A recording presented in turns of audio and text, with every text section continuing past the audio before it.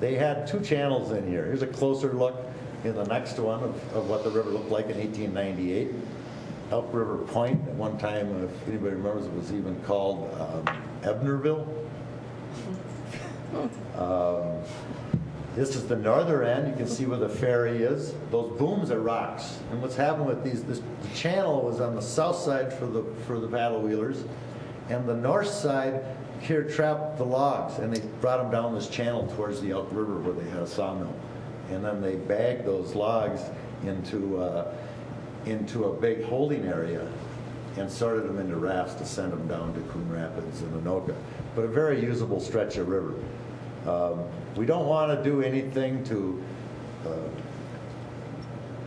that we shouldn't do because we are in the wild and scenic waterway. I'm not asking to change any rules or anything of that nature. So we don't want to abandon the wild and scenic waterway. And the Minnesota Department of Natural Resources report on the scenic riverway even says in it that this area up to Clearwater is designated as a recreational waterway. As part of their study on page 86, watercraft is a approved use and appropriate for this part of the river. So we're not asking to create anything that we don't have. I like to throw this in, definition of natural resources. I'll let you read it, but people always think of natural resources as fish and living things and turtles, when really it's not. It's wealth such as timber, fresh water, mineral deposits in a natural state that have an economic value.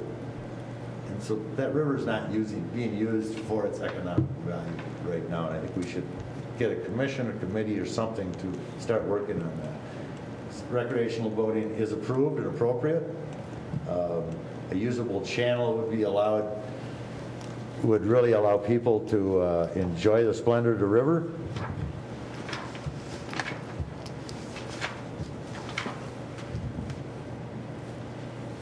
And this channel was maintained by the Army Corps of Engineers at one time.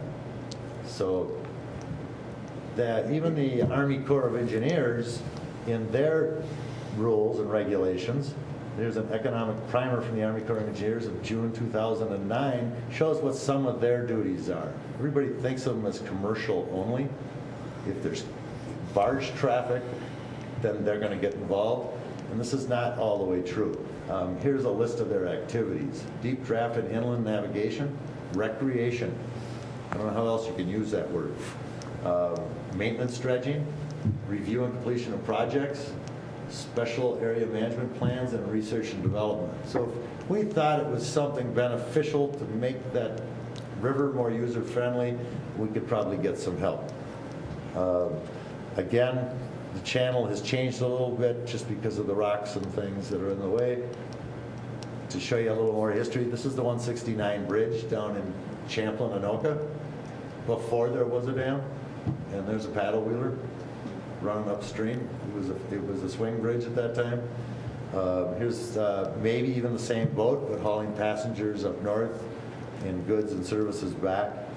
That derrick on the front was used to pound pilings in the river to hold logs as they floated down. And here's a paddle wheeler as far north as Clearwater, Minnesota. And I have historical maps that show Paddlewheeler Landings up at St. Cloud at Beaver Islands as well. Now when you go behind the Sunshine Depot next to our great park, I bet you can picture where you're standing. You've maybe seen that picture before, but it's really not a log jam. To the right side of the logs that came down behind the booms, and they're held there. On the left side is the boat channel, where the paddle wheelers went up. These logs then would be created into rafts and brought down to Sawyer's sawmill or different lumber yards that were all down further. The logging days are gone, and it's time to make improvements to this channel. You know, this is what it looks like when you're out there today. You don't have to go up to northern Minnesota to see what, you know, to just feel like you're really away from everything. It's in our backyard, and I really think we should realize that. It could be made safe for boating. There are other 4-foot deep channels, because that's what I'm talking about. A minimum depth of 4 feet. A lot of spots in this river are 8, 12, 15 feet deep. If you could get the narrower spots, you can get from one place to another to 4 feet. The other channels I show here is Minnesota River has one up to Shakopee, 25.6 miles that the Army Corps manages. And you can find that by searching on the internet. Buffalo City, Wisconsin has a channel off the main channel. So there's a 9-foot channel down south of Lake Pepin and Lock 4. When you get down there, you'll see up to the side the little buoys, and it goes back a mile or so into their town. So they make a way so that people can get to their town and come there to eat and boat and recreation and buy supplies. Treasure Island. I don't know how they got permission. They dredged a channel right down by Red Wing. That's about a mile or 2 long, 4 feet deep. They've got a dock back there. They shuttle you up to the casino. I bet you everybody here knows somebody that has taken a boat to Treasure Island. But Treasure Island is quite a hot spot when you get down the city. Yeah. You come down from Hastings or the St. Croix or from Red Wing, everybody wants to go up to Treasure Island. They put that channel in with these small buoys so they can get through there. This is what our town looks like. That's the sad part. Here's the River Bluffs. Empty building. I really feel if there were docks there and a way to get there, you might sell condos. The riverfront behind our park. People could stop in town and walk up and go to the shops and visit things and see the whole town from a new perspective. And sometimes it takes a while for it to sink in, but if you think about it, there's a lot of potential. In this picture, it's showing a little boat that is called a tunnel john. And the only reason that is there is because when there is a lack of a channel or you don't know where it is, you have to be able to get through 8 inches of water, and that's what that boat will do. But you're not going to get everybody running all over the place without some type of buoys to show them where the channel might be.